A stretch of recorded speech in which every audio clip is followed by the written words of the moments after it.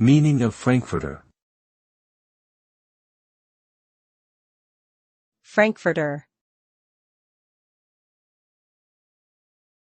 Frankfurter. Frankfurter. Frankfurter. A frankfurter is a type of sausage that originated in Frankfurt, Germany.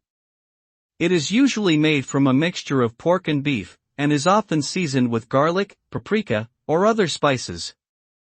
The sausage is typically smoked or boiled, and may be served as a hot dog in a bun or sliced and added to other dishes.